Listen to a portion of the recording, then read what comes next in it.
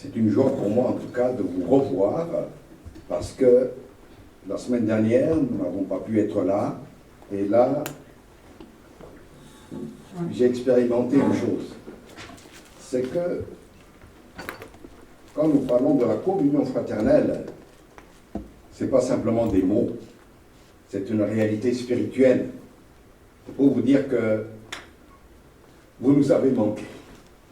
Vraiment, vous nous avez manqué, et c'est vraiment dans la joie que je voudrais partager la parole de Dieu avec vous et ceux qui sont connectés par Zoom, que je voudrais saluer. Je salue le serviteur de Dieu, l'homme de Dieu, qui n'a pas pu être là parce qu'il est à son travail, et tous ceux qui sont sur Zoom, ceux que nous n'avons plus vus depuis un temps, je veux les saluer aussi et leur dire ceci.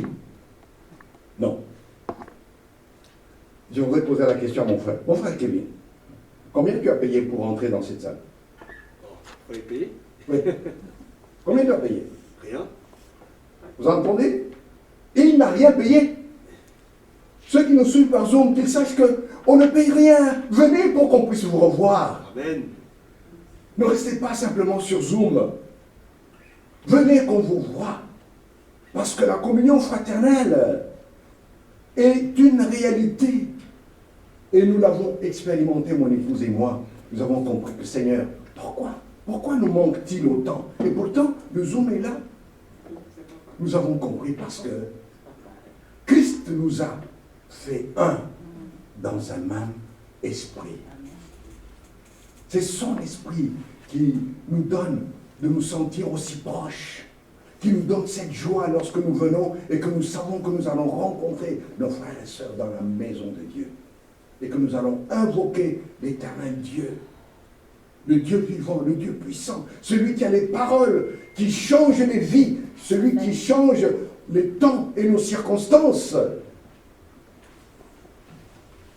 Quand nous recevons sa parole, eh bien, je peux vous dire que elle affecte notre vie d'une manière profonde, irréversible. Irréversible. Ça veut dire d'une manière qui ne peut plus revenir en arrière. Amen. Amen. Si le Fils vous a franchi, vous êtes réellement libre. Ça veut dire que vous expérimentez désormais cette liberté. Nous allons continuer notre partage d'il y a quelques semaines où nous avons lu à propos de cette expression que nous utilisons souvent dans la prière. Parce que Jésus, avant de quitter ses apôtres, leur a dit « En mon nom », en son nom. Et souvent quand nous prions, nous disons « Seigneur, au nom de Jésus ». C'est en son nom. Nous avons partagé il y a quelques semaines, dans la première partie, que dire « au nom de Jésus » n'est pas une simple formule. Ce n'est pas une référence. C'est plus que cela. Et j'ai partagé avec vous l'expérience que les 7 fils de Séva ont fait. Lorsqu'ils ont entendu Paul, au nom de Jésus, chasser les démons, ils se sont dit, tiens, c'est facile. Il suffit de dire comme Paul. Alors, ils se sont risqués aussi à dire, oui, au nom de Jésus que Paul prêche. Mais au lieu que les démons s'en aillent, ils ont été surpris, étonnés, que les démons leur répondent, au travers de ceux qui étaient possédés, que les démons leur disent, Jésus, nous le connaissons. Paul, nous savons qui il est. Mais vous, qui êtes-vous? Amen. Amen. À partir de là, j'ai partagé avec vous que lorsque nous prions, mon frère Hippolyte, lorsque tu pries et que tu dis au nom de Jésus, sache que par cette parole, ta voix est entendue dans le ciel et qu'on sait qui tu es. Amen. Lorsque nous disons au nom de Jésus, on sait à ce moment-là que tiens, c'est un tel, c'est Kevin qui prie, c'est Kevin qui dit au nom de Jésus. C'est Rachel qui dit au nom de Jésus. Pourquoi? Parce que vous êtes connus dans les lieux célestes. Amen. Amen. Amen. Je disais à une sœur, en venant à ce lieu de culte, vous savez comment on vous appelle dans le ciel? Les petits frères. Les frères et les sœurs de Jésus. C'est ce que lui-même a dit avant de le quitter au matin de Pâques, quand il a dit, va dire à mes frères. Amen. Amen. Ils ne sont plus des disciples, ils sont devenus ses frères. Vous n'êtes plus simplement des croyants, de ceux qui ont cru parce qu'on leur a enseigné, mais vous êtes devenus ses frères, les frères à Jésus, les sœurs à Jésus. Et c'est à ses frères que le Seigneur a dit, en mon nom. Et par cette parole que nous avons lue, nous avons compris que lorsque nous élevons nos voix, lorsque nous disons dans la prière, au nom de Jésus, on sait à ce moment-là qui prie. Parce qu'il y a un lien très étroit entre Jésus et vous, et toi, et moi. C'est pourquoi, quand tu dis au nom de Jésus, ce n'est pas une simple référence. C'est plus que cela. C'est dans la communion que tu le dis. C'est parce que lui-même approuve. Et j'ai intitulé cela un chèque. Jésus, avant de partir, nous a laissé ce chèque que j'ai appelé un chèque en blanc. Les Anglais disent un chèque open, c'est-à-dire sur lequel le montant n'a pas été spécifié. Alors nous allons passer à la suite maintenant, parler du contenu du chèque. Marc, chapitre 16, nous reviendrons à notre texte à partir du verset 16. Marc 16, 16 et les suivants.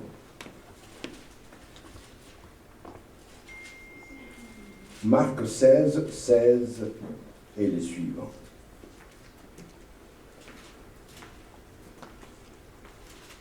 Celui qui deviendra croyant et recevra le baptême sera sauvé.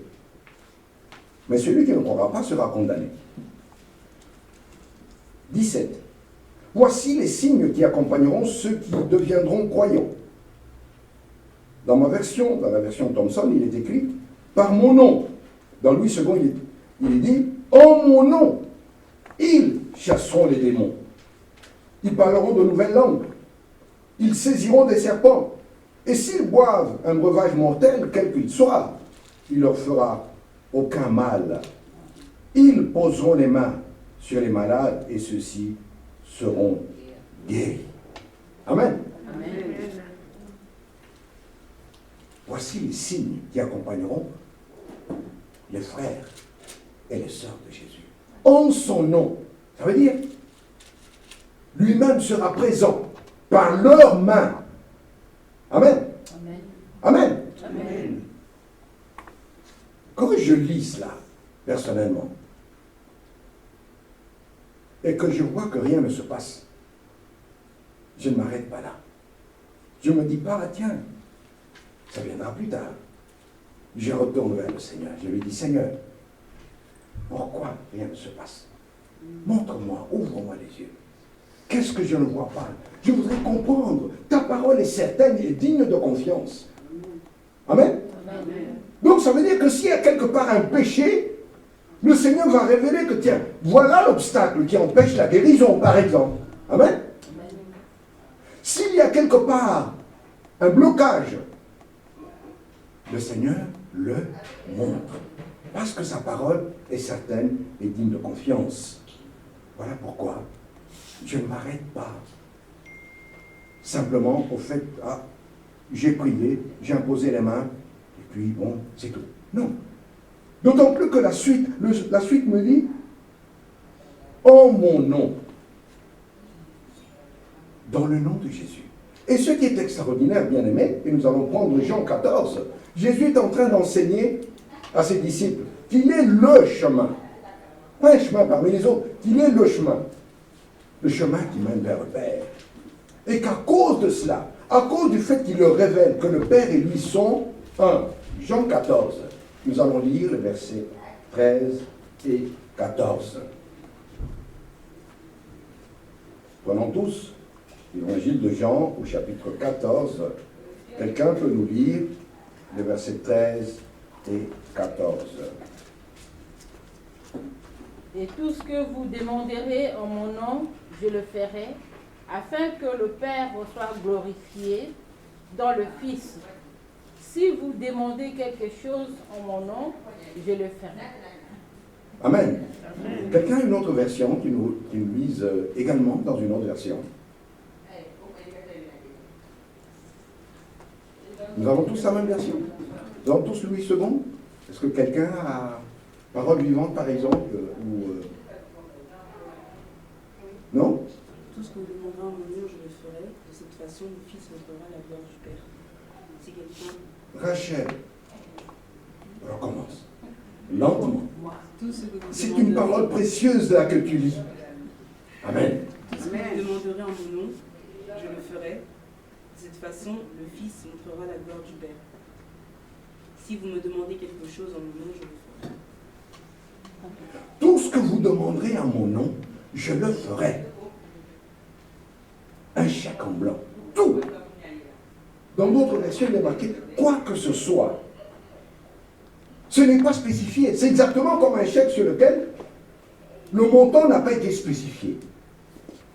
Alors, à partir de là, quand je lis cela, je me dis, mais Seigneur, si tu nous dis tout, alors comment se fait-il que nous ne te prions pas si souvent? Comment se fait-il que nous hésitions lorsque nous venons à toi?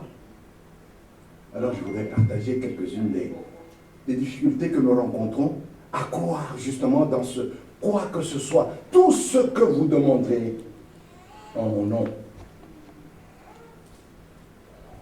La première des choses qu'il faut comprendre, c'est que quand Jésus dit tout ce que vous demanderez en mon nom, qu'est-ce qu'il exprime là?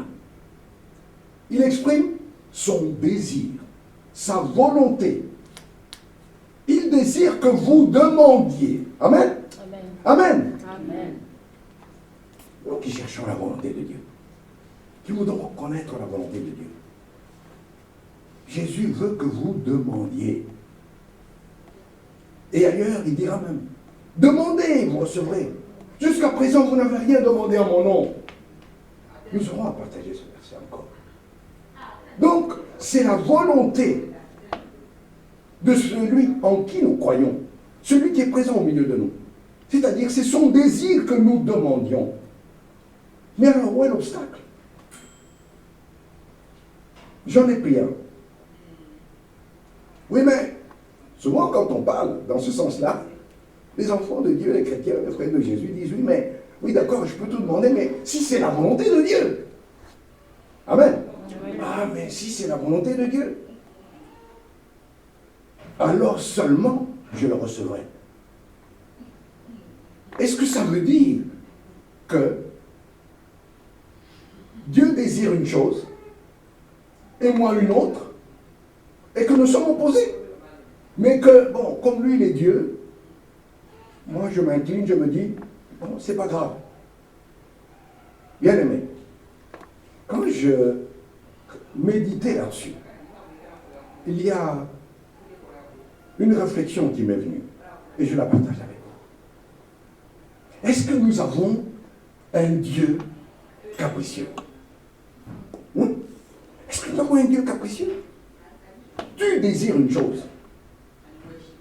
Tu désires que ton fils, ta fille, soit guéri. Tu désires un emploi. Tu désires que ton mari soit sauvé.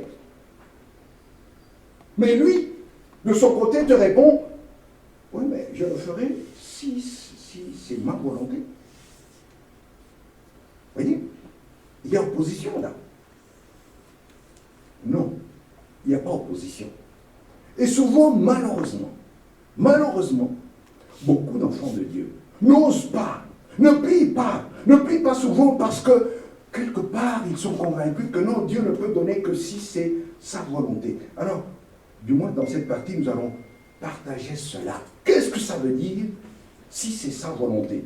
Et la plupart du temps, on se réfère dans le texte de Matthieu, que nous allons lire tout à l'heure. Dans le texte de Matthieu, Dans cette expérience que notre Seigneur a faite à Gethsémane, lorsqu'il priait, nous lirons ce texte, et qu'il a dit, Père, si cette coupe ne peut s'éloigner de moi, cependant, alors on prend cette parole-là pour dire, tu vois, non, Dieu ne peut te répondre que si c'est sa volonté. La première des choses que je voudrais vous dire ce matin, bien-aimés, non, nous n'avons pas un Dieu capricieux. Nous n'avons pas un Dieu qui nous a appelés à le suivre et que lorsque tu pries, lorsque je prie, il nous adresse comme message, non, je te répondrai si cela me convient, si cela m'arrange. Alors, conséquence, tu restes avec cette promesse comme une sorte de pilule amère. Tu n'oses pas prier. Ce matin, je voudrais vous dire que c'est un mensonge. Amen. C'est un mensonge de Satan. Prenons dans Genèse. Et ce mensonge a commencé dès le début. On va lire dans Genèse.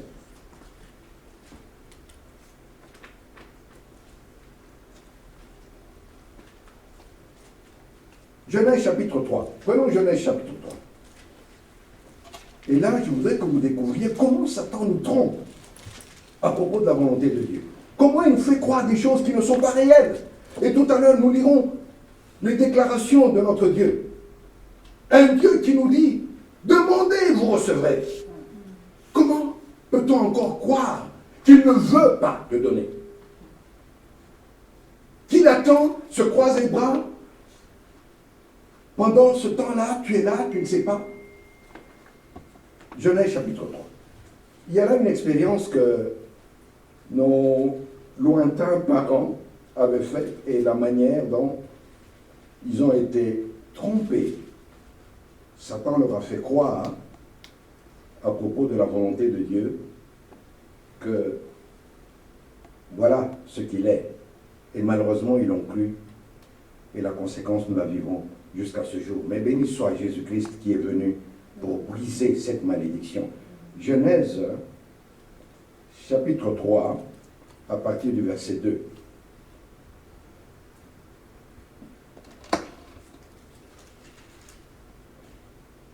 La femme dit au serpent, nous pouvons manger du fruit des arbres du jardin, mais quant au fruit de l'arbre qui est au milieu du jardin, Dieu a dit, vous n'en mangerez pas, vous n'y toucherez pas, sinon vous mourrez.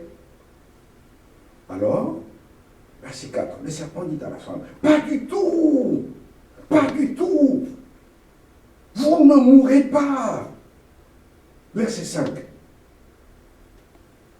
saisissez maintenant le poison, le doute, l'incrédulité qui doit mettre dans le cœur d'Ève. Dieu sait, le jour où vous en mangerez, vos yeux s'ouvriront et vous serez comme des dieux qui connaissent le bien, ce qui est bon et mauvais. Vous serez comme des dieux. Vous serez comme lui. Traduction, il ne veut pas que vous soyez comme lui. C'est pour ça qu'il vous a interdit. Il est jaloux de ses prérogatives. Je vous parle de la sorte. Parce que nous lirons tout à l'heure. Jésus-Christ qui nous dit, demandez et vous recevrez. Jusqu'à présent, vous n'avez rien demandé. J'ai fait des miracles. Mais vous, vous en ferez même de plus grands. Amen. Amen. Amen. Comment peut-on croire qu'il refuse? Il refuserait encore. Et là, Satan a trompé Ève. Il lui a fait croire que, mais non, ce n'est pas vrai. Il ne veut pas que vous soyez comme lui. Ève a douté, et à partir de ce jour-là, le poison a fait son effet. Il est entré dans son cœur. Et ce poison était quoi? Le doute. La méfiance vis-à-vis de la parole de Dieu. C'est pourquoi elle a désobéi. Parce que la méfiance était entrée désormais par le doute. Comme la méfiance entre dans notre cœur lorsque nous croyons encore que non, si nous prions, Dieu ne nous donnera que si c'est ça volonté. Et pourtant, dans Jean 14, nous avons lu que tout ce que vous demanderez, ailleurs il est même écrit, quoi que ce soit, et j'ai appelé ça un chèque en blanc, un chèque qui n'est pas spécifié, sur lequel Jésus lui-même a signé. Amen. Amen. Donc, quand tu pries, tu le présentes au ciel, on regarde sa signature. Attends, est-ce que celui qui le présente le connaît? Oui, il le connaît. C'est son frère, c'est sa sœur. Amen. Amen. Honorez-le. Amen. Honorez ce chèque. Nous allons prendre précisément, justement, ce passage de Matthieu, dans lequel beaucoup croient que quand nous prions, nous devons dire si c'est sa volonté. Or, je vous ai dit en commençant, quand Jésus dit quoi que ce soit que vous demandiez, qu'est-ce qu'il exprime là? Il exprime son désir, il exprime sa volonté que vous puissiez demander. Matthieu 26, à partir du verset 41. C'est là que nous trouvons justement ce passage unique dans notre histoire d'homme. L'histoire de notre humanité. Matthieu 26, à partir du verset 41.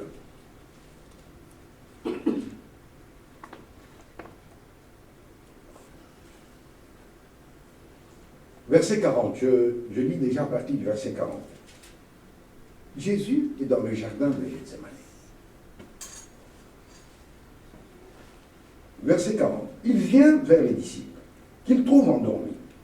Il dit alors à Pierre, vous n'avez donc pas été capable de veiller 1 heure avec moi. 41. Veillez et priez afin de ne pas entrer dans l'épreuve, dans la tentation. L'esprit est ardent, l'esprit est bien disposé, mais la chair est faible. 42. Il s'éloigna une 2e fois et pria ainsi.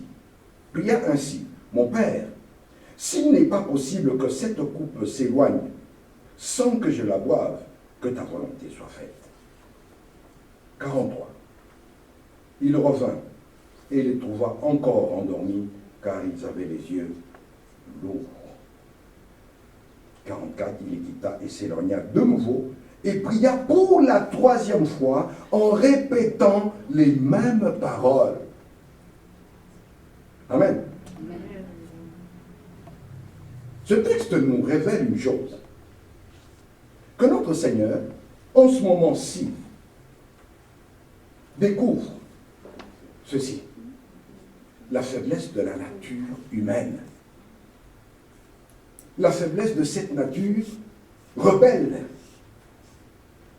cette nature qui ne veut pas accomplir la volonté de Dieu.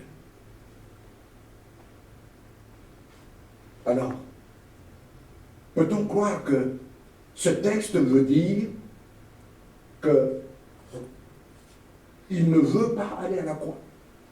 Peut-on croire que ce texte signifie qu'il aimerait bien que les choses soient différentes, mais que, puisque c'est la volonté du Père qu'il aille jusqu'à la croix, donc, oui, comme on aime le dire, je n'ai pas le choix. Bien-aimés, ce ne sont là que des apparences. Prenons Hébreux 10. Prenons depuis le début. Hébreux 10. Là où il nous est révélé ce qui s'est passé dans le ciel avant que Jésus ne vienne dans notre monde. Hébreux 10.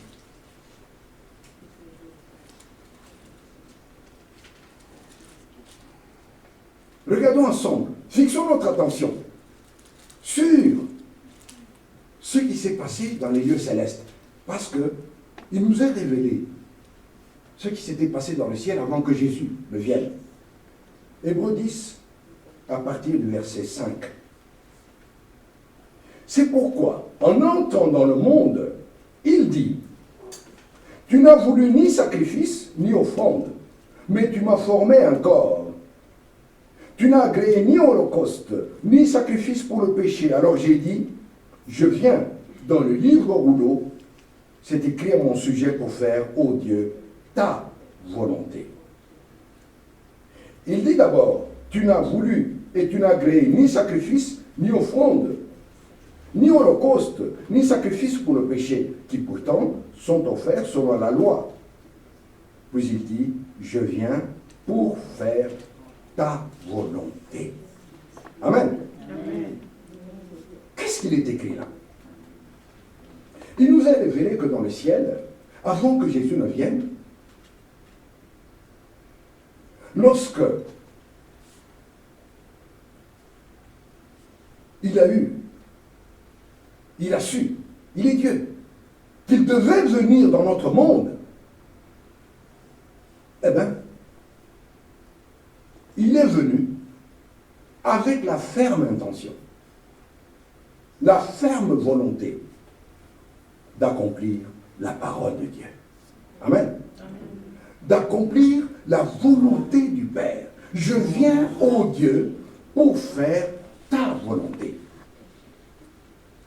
Donc dans son cœur, il n'y avait pas d'autres intentions, d'autres désirs, si ce n'est de faire la volonté de Dieu. Si telle était l'intention que notre Seigneur avait, et que même en venant dans ce monde, c'est-à-dire d'accomplir la volonté du Père, et seule la volonté du Père. Alors, question. Je pose cette question. Peut-on encore croire qu'en cours de route, il ait changé d'avis? Bien-aimé, pouvons-nous croire raisonnablement aujourd'hui que Jésus, là, à Gethsémane, a changé d'avis? Non. Non. Ne veut plus faire la volonté du Père quand il nous a dit « Je viens pour faire ta volonté ». Amen. Amen. Puisque tel est le désir du Père. C'est la raison pour laquelle croire qu'il a eu un moment de doute. J'ai entendu ce genre de choses. Qu'il a eu un moment d'hésitation parce qu'il a dit que ta volonté soit faite est complètement faux. Il savait quelle était la volonté du Père. Et tout à l'heure, nous le partageons encore. Puisqu'il la connaissait, puisqu'il sentait cette faiblesse de la nature humaine dans son corps, eh bien, ce n'est pas cette faiblesse qui allait l'empêcher d'aller jusqu'au bout. Amen. Amen. Ce n'est pas cette faiblesse qui allait l'empêcher d'aller jusqu'au bout, car il est le Sauveur. Et il l'a déclaré à tous ceux qui étaient autour de lui, en disant, il est venu pour sauver ceux qui étaient perdus. Il a dit dans la maison de Zachée dans laquelle il était entré, et lorsque tous ceux qui étaient autour de Zachée le regardaient, il est venu sauver ceux qui étaient perdus. Amen. Amen. Donc il connaissait la volonté du Père. Il savait par où il devait passer. Et je vous dis, donc c'est impossible qu'en ce moment-là, il ait eu un moment d'hésitation. Au contraire, en disant cela, c'était pour affirmer qu'il n'avait pour seul désir que de faire ce que le Père avait préparé.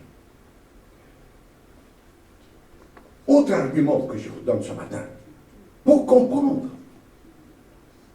que quand il dit que ta volonté soit faite, ce n'est pas parce qu'il hésite. Parce que Jésus a vécu toute sa vie, je me répète, parce que notre Seigneur a vécu toute sa vie humaine dans la foi et la confiance de l'amour du Père, afin de nous laisser un chemin, le chemin qui est lui-même par lequel nous devons passer et nous sommes en train de passer. Amen. Amen.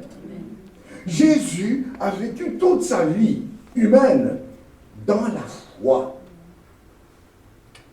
en la parole qui avait été annoncé pour lui. Amen. Amen. Pour que vous et moi, dans la foi, dans la même parole qui nous est donnée, comme lui, nous ayons cette pleine confiance dans l'amour de Dieu.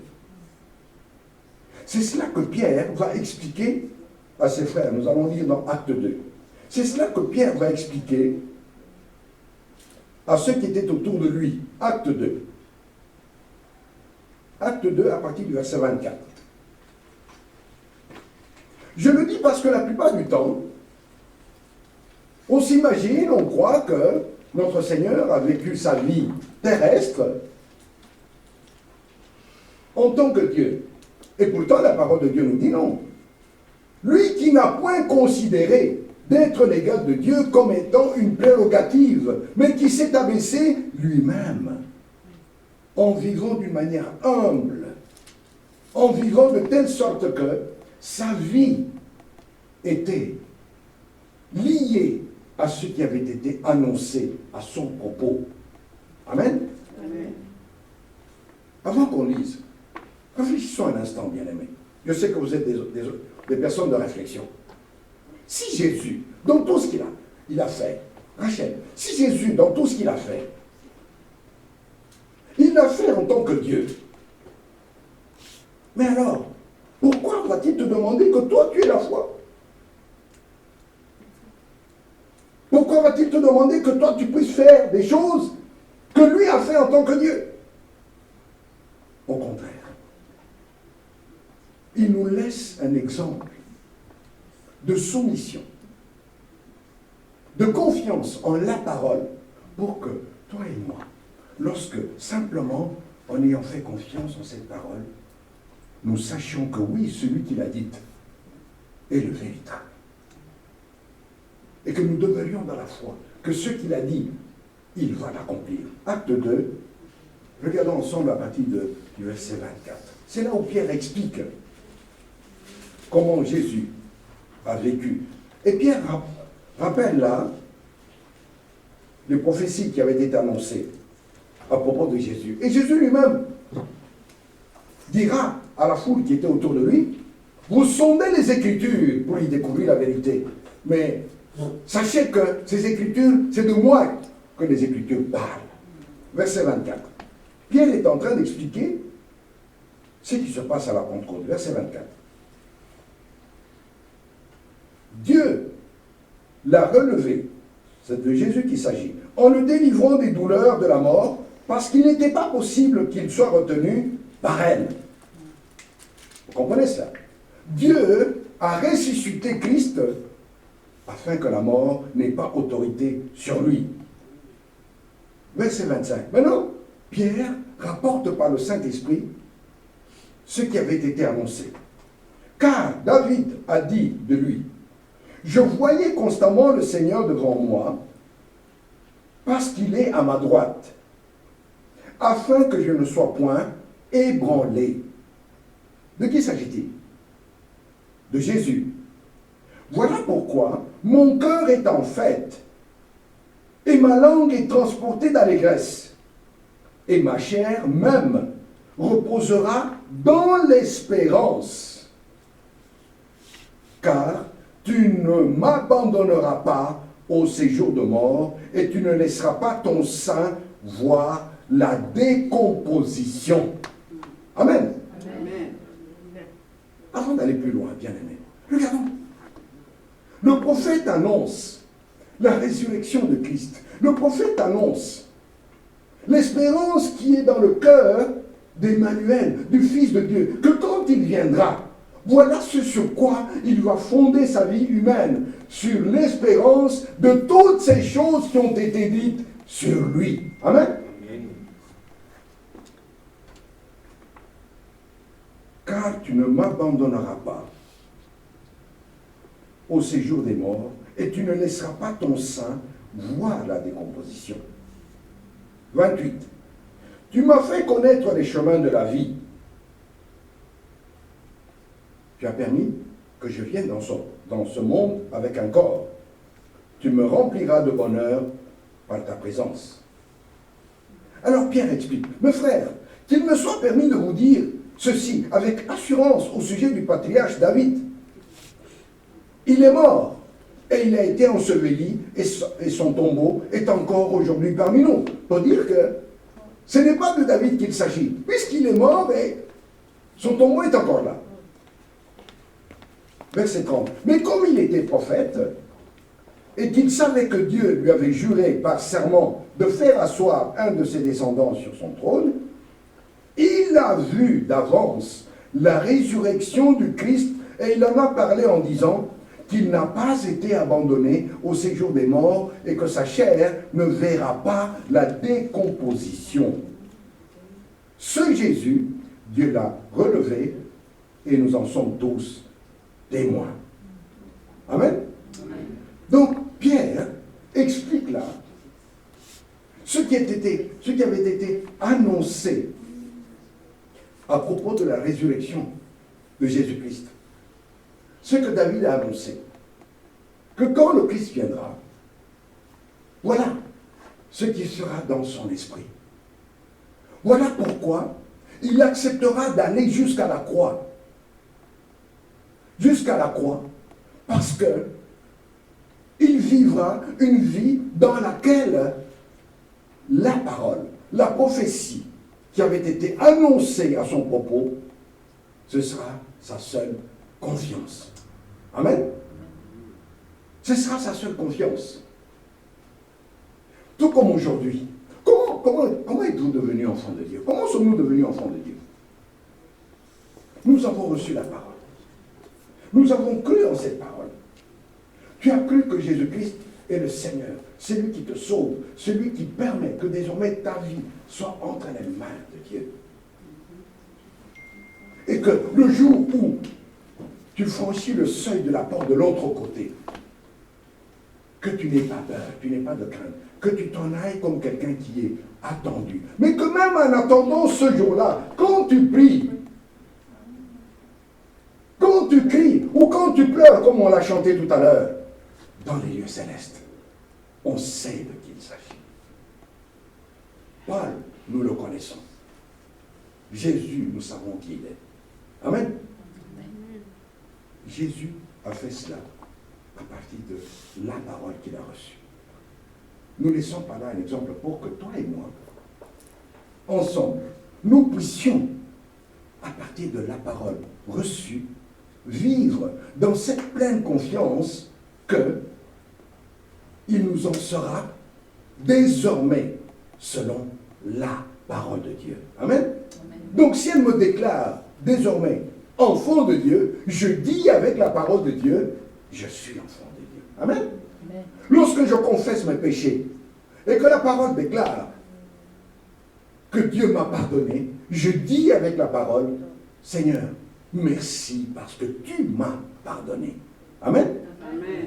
Lorsque la parole de Dieu déclare que je suis libre, il est venu libérer les opprimés. Vous savez, quand on lisait cette phrase-là, ça m'a fait penser à une chose. Il y a des gens, vous savez qu'il y a des gens qui ne dorment pas. Il y a des gens qui ne dorment pas. Dès qu'ils ferment les yeux, il y a toutes sortes de tourments qui viennent. Alors, ils ont même peur de dormir. Parce que quand ils ferment les yeux, ils sont dans un profond sommeil, ils ne dorment pas dans le calme. Parce qu'il y a toutes sortes d'oppressions qui viennent les tourmenter. Mais Jésus est venu libérer les opprimés. Amen. Ça veut dire qu'en lui, lorsque tu te couches, lorsque je me couche, je ferme les yeux, que je m'endors d'une manière calme. Amen. Amen. Car sa parole me dit, celui qui me garde, celui qui te garde, ne dort ni ne sommeille. Amen. Amen. Ça veut dire que je n'ai pas besoin de m'inquiéter. Je n'ai pas besoin de Valium ou d'autres comprimés pour dormir. Amen. Amen. Je n'ai pas besoin de cela pour fermer les yeux et dormir calmement. Mon Dieu est là. Il veille à ce que mon sommeil soit paisible et calme. Donc Jésus a vécu sa vie humaine dans la confiance en en la parole de Dieu et tout ce qui a été annoncé à son propos. C'est pourquoi je reviens maintenant à cette phrase. Quand il dit que ta volonté soit faite, il le dit, parce qu'il connaît la volonté du Père. Des deux, parce qu'il désire que tout ce qui est en lui obéisse à cette volonté. Et il sait que c'est là qu'il doit aller. Amen. Amen. Donc, il n'y a pas de... Il n'y a pas d'opposition entre les deux. Il n'y a pas d'opposition. Car il sait, il connaît la volonté du Père. Il sait que cette volonté est que il est venu dans ce monde pour sauver le monde. Et que quand il déclare que ta volonté soit faite, il est engagé pleinement, totalement vis-à-vis de tout ce que le Père a préparé. Amen. Amen. Amen. Et qu'il ne peut pas en être autrement. Qu'il ne peut pas en être autrement. Voilà pourquoi, à Gethsémani, Christ a été jusqu'au bout. Il y a une autre raison pour laquelle Jésus a été jusqu'au bout. Parce que c'est la seule et unique fois où une telle chose est demandée par le Père vis-à-vis du Fils. Amen. C'est la seule et unique fois. Il n'y a pas eu d'autre cas, il n'y a pas eu d'autre exemple où le Père a demandé au Fils d'aller jusqu'au bout. Lorsque je vous disais que Jésus a vécu toute sa vie dans la confiance en la parole du Père, eh bien, je voudrais juste revenir légèrement en arrière en vous disant que dans sa vie humaine, Emmanuel, Dieu au milieu de nous, n'avait pas encore expérimenté la mort physique. Amen. Il n'avait pas encore expérimenté. Tout ce qu'il avait, c'était la confiance dans les paroles que le Père avait fait annoncer par les prophètes. Amen. Amen. C'est pourquoi, lorsque même le moment viendra, il y en a qui, je crois que nos soeurs qui sont dans le monde médical peuvent nous dire, il y en a qui partent agités là, dans la crainte. Un enfant de Dieu, quand il part paisiblement. Paisiblement. Pourquoi? Parce qu'il sait là où il va. Il sait là où il va. Jésus n'avait pas expérimenté ce qu'est la mort. Mais tout ce qu'il avait, comme vous et moi, aujourd'hui, c'était l'assurance, la confiance de l'amour du Père. Amen. Amen. L'assurance et la confiance de l'amour du Père. Une sœur en Christ là-bas à Poissy nous racontait ses parents qui ont vécu toute leur vie vraiment au service du Seigneur. Et elle nous racontait que, tiens, au moment où il fallait partir, son père a appelé les enfants, les petits-enfants, il leur a dit, bon, écoutez, je vais vous laisser. Mais non, comment tu peux dire ça? Il dit, non, je vais vous laisser, mon heure est venue. Je les vois là, ils sont en train de me chercher. Restez fidèles au Seigneur. Voilà comment il est parti. Amen. Amen. Dans la confiance en la parole de Dieu. C'est pourquoi nous aussi, aujourd'hui, nous vivons notre vie comme lui. Dans la confiance vis-à-vis de tout ce qui a été écrit. Tout ce qui a été annoncé. Amen. Et tout ce qui a été écrit et annoncé l'a été déjà bien avant la fondation du monde. Amen. Bien avant la fondation du monde. Et que lorsque j'utilise le chèque et que je dis, Père, au nom de Jésus, amen, je sais que je suis engagé à accomplir la volonté de Dieu. Amen. Je suis engagé à accomplir la volonté du Père. Et pour l'instant, cette volonté, c'est que Jésus nous dit, quoi que ce soit que vous demandiez. Amen. Quoi que ce soit que vous demandiez. Alors, pourquoi hésiter? Est-ce que nous allons encore hésiter à ce moment-là? Pour demander, pour crier au Père, pour dire, Père, regarde, je suis tout seul. Seigneur, je vis tout seul. J'ai besoin d'une épouse. J'ai besoin d'une fiancée. J'ai besoin d'un travail. J'ai besoin de la réussite. Amen. Et demeurer dans la confiance que celui qui a dit, demandez, vous recevrez. Jusqu'à présent, vous n'avez rien demandé. Nous aime. Nous aime suffisamment pour que ce que tu lui demandes, tu le reçois. Amen. S'il en est autrement, vous savez ce qui va se passer? Il te le fera savoir. Amen. Il te le fera savoir. Paul a vécu le cas. Il était souffrant.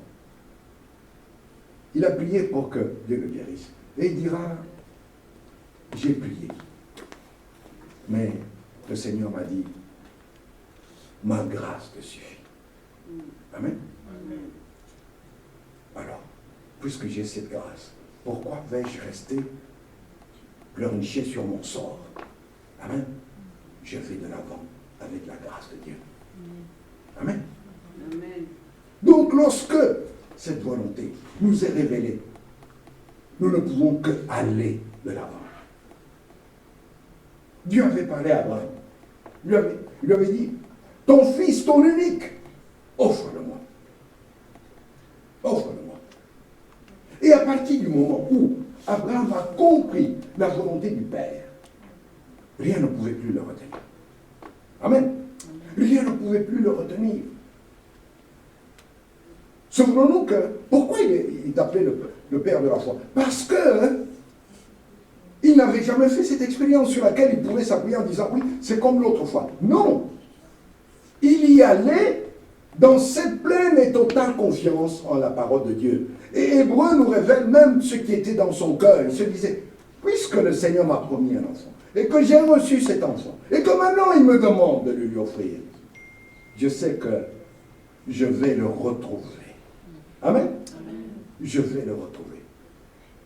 Et quand le Père a vu une telle foi, il lui a dit non, tu ne peux pas m'offrir Isaac. Parce qu'il y a un Isaac qui viendra après des générations, dont le sang est plus important, est plus puissant, est capable de laver les péchés de toute l'humanité. Amen. C'est pourquoi Isaac ne pouvait pas être offert devant Dieu. Amen. C'est pourquoi Isaac ne pouvait pas être offert devant Dieu. Bien aimé, je vous parle de la sorte. C'est pour que nous comprenions quelle est la volonté de Dieu. Ce désir qui nous est exprimé, par exemple, dans ce que nous avons lu, où le Seigneur nous dit, demandez, demandez, vous recevrez, en mon nom. Pour que nous comprenions, nous saisissions ces réalités spirituelles, ce qui se passe dans le ciel lorsque tu pries. Lorsque tu cries devant Dieu. Bon, laissez-moi avant de terminer vous rappeler ce témoignage que j'ai lu dans un livre. Une femme priait pour son mari, pour qu'elle se convertisse. C'était un mécréant et il ne voulait rien savoir des choses de Dieu. Et puis un jour, il est tombé malade. Et de sa maladie, il était en train de partir. Les médecins ont dit à la dame, bon, écoutez madame, allez, faites les démarches parce que là, c'est terminé. Prenez le devant, prenez vos dispositions. La dame est rentrée chez elle. Elle a dit, Seigneur, il ne peut pas en être ainsi. Tu m'as dit dans ta parole, crois au Seigneur Jésus, tu seras sauvé, toi et ta famille. Il ne peut pas partir sans qu'il t'ait reçu. Amen. Amen. Elle s'est accrochée à cette parole-là, comme la femme qui avait une perte de sang, si elle était venue vers Jésus en se disant, Seigneur, je viens si je touche le bord de ton vêtement, je serai guéri, mais seulement, je ne sais pas si tu veux que je sois guéri ou pas. Je ne sais pas si c'est ta volonté. Si elle était venue comme ça, ce n'est pas le témoignage merveilleux qui nous interpelle sur la foi, la détermination de cette femme que nous lisons. Amen. Amen. Et Jésus lui a dit, femme, va, ta foi t'a sauvé. Ta foi t'a guéri. Amen. Ta confiance dans la parole, ta confiance dans l'amour du Père, ta confiance en ce que le Père t'aime. Amen. Ta confiance en ce que quand tu regardes Jésus, tu sais que le Père l'a envoyé pour toi. Amen. Afin qu'en lui, tu vois le chemin qui mène vers le Père. Amen. C'est cela. C'est cela. Quoi que ce soit que nous demandions. C'est cela, quoi que ce soit que nous demandions. Donc ça signifie aussi que quand nous demandons, c'est la volonté de Jésus. Et que quand bien même ce que nous avons demandé, nous ne le recevons pas encore, et je vais m'arrêter là, nous continuerons la semaine prochaine. Eh bien, quand bien même cela n'est pas encore manifesté, cela ne doit pas nous arrêter. Amen. Amen. Et que nous devons rappeler au Seigneur, tu as dit Seigneur, quoi que ce soit, voilà ce que je t'ai demandé. Amen. S'il y a un obstacle, s'il y a une difficulté, s'il y a un péché, montre-le-moi Seigneur, afin que ta gloire soit manifestée. Amen. Afin que ton amour soit manifesté. Car je suis déterminé à recevoir, à m'attendre à toi, ce que tu as promis dans ta parole. Amen. Amen. C'est cela le quoi que ce soit. Nous continuerons la prochaine fois parce qu'il est déjà 13h, excusez-moi.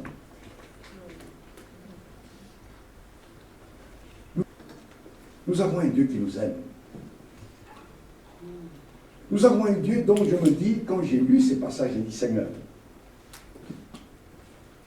tu devais avoir un amour, une confiance en ceux qui croiraient en toi, jusqu'à leur dire, en mon nom, quoi que ce soit. Il n'y a qu'une seule explication, c'est que tu devais les aimer de tout ton cœur, Seigneur. C'est que tu m'aimes de tout ton cœur lorsque tu me dis quoi que ce soit. Amen. Amen. Et que lorsque je n'ai pas reçu, tu es même prêt à me dire non, attention, l'obstacle se trouve là, ou là, ou là. Enlève-le, change-le, afin que tu reçoives. Car ce que tu as reçu est pour toi. Ce qui t'a été promis est pour toi. Amen. Amen. On va prier. J'aimerais bien continuer, mais on va prier. On continuera la prochaine fois.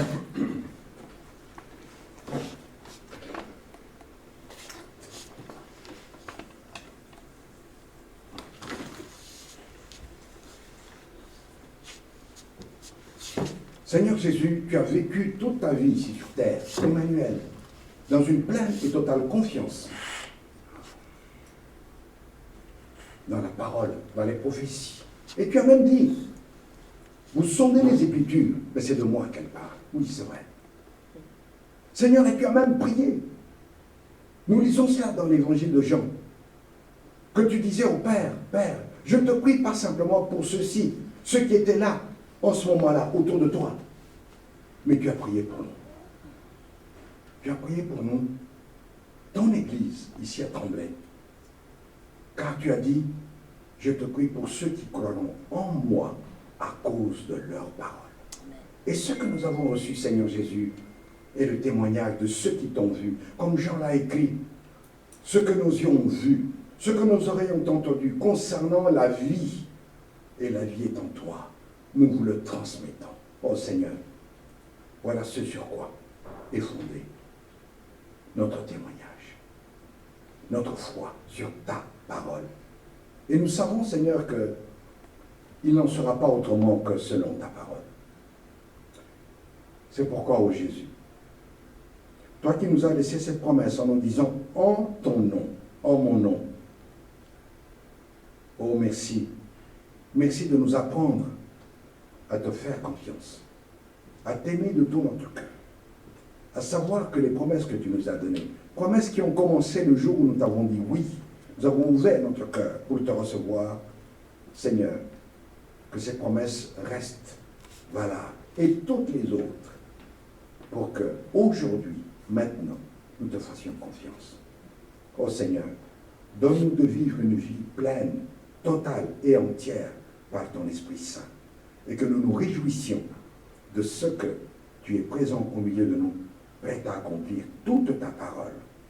Et que lorsque nous te disons, Seigneur, que ta volonté soit faite, nous puissions te le dire dans un esprit de détermination à t'obéir et à laisser s'accomplir ce que tu as préparé pour nous. Car ce que tu as préparé pour nous est merveilleux.